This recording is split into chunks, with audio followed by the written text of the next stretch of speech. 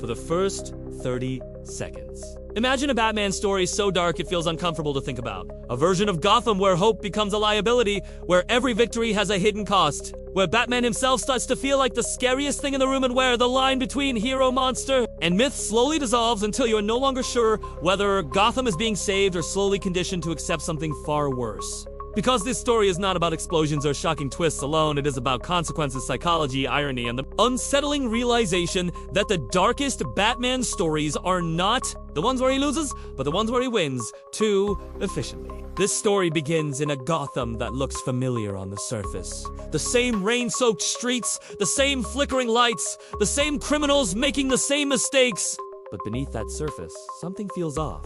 Because Batman has become too effective, crimes stop faster, villains disappear longer, and fear works a little too well.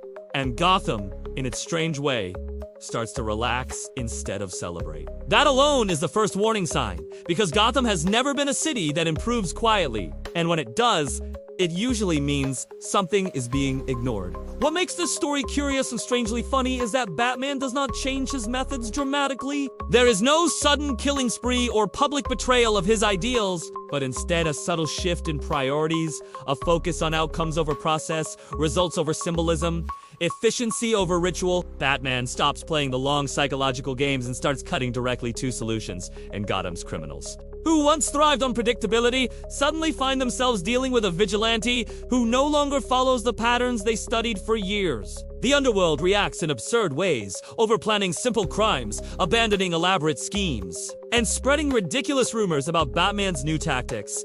Some of them completely wrong, some terrifyingly accurate. The humor comes from the irony that Batman becomes more frightening precisely when he appears more controlled, more silent, more disciplined. Because fear without theatrics feels colder, sharper, and harder to negotiate with. Criminals used to gamble on Batman's rules, now gamble on his mood, and that uncertainty creates chaos disguised as caution. Gotham becomes quieter at night, but not calmer. And anyone who understands the city knows those two things are never the same. The darkness of this story deepens when Gotham's institutions start adapting not to justice but to Batman himself. Police strategies shift, political speeches change, tone and public trust becomes conditional because Batman is no longer just a response to crime, he is shaping how crime is imagined.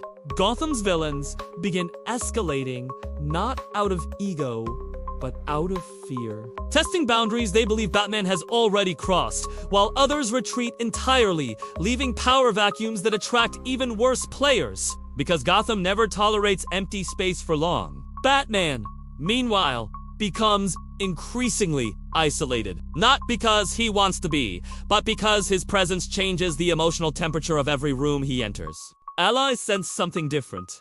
Not anger or cruelty, but a frightening clarity. A version of Batman who no longer questions whether he should do something, only how quickly it can be done. This is where the story becomes truly dark. Because Batman's internal struggle is not about temptation, but about justification. And once actions feel justified, restraint starts to look inefficient.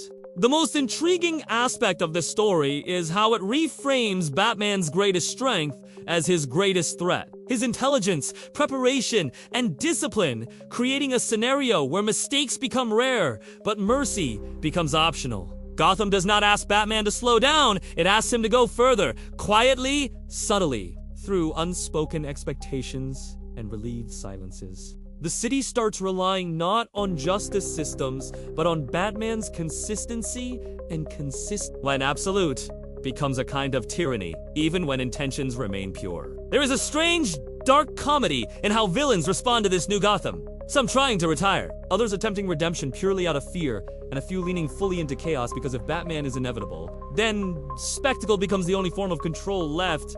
Gotham turns into a psychological arms race where everyone is reacting to a man who barely reacts at all, and that imbalance fuels the tension at the heart of the story. What makes this Batman story darker than anything DC ever released is not the violence or the stakes, but the idea that Gotham might actually prefer this version of Batman. A version that works, a version that reduces crime graphs, and emergency calls, even if it quietly erodes the values that once defined the city's hope. This is a Batman who saves Gotham so well that Gotham forgets why it needed saving in the first place.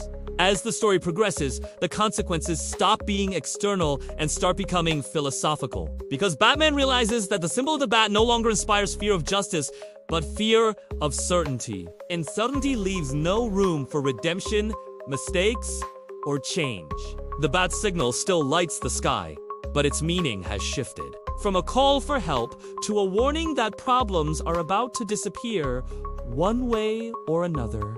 The intrigue peaks when Batman confronts the possibility that the darkest future for Gotham is not one ruled by villains, but one stabilized by him alone. A city that works because one man never hesitates is a city one decision away from disaster. And Batman, for the first time, questions whether being right all the time is more dangerous than being wrong occasionally. This story does not end with a clean resolution or a triumphant return to normal, because normal is no longer possible. Gotham has tasted a version of order that feels effective, and Batman has seen how easy it is to slide into that role without crossing obvious lines. The darkness lingers not as a threat, but as an option. Always present, always tempting. In the end, this Batman story leaves you unsettled, amused by the irony, intrigued by the psychology, and slightly uncomfortable with how reasonable everything felt along the way. Because the scariest Batman stories are not about what happens when he fails, but about what happens when he succeeds too well. If you enjoyed this funny, curious, and deeply intriguing breakdown of one of the darkest Batman concepts ever imagined, make sure to subscribe to the channel for more twisted superhero stories. Comment below with your thoughts on whether this version of Batman is inevitable or dangerous, and share this video with fellow fans who love exploring the shadows behind the cape and cowl.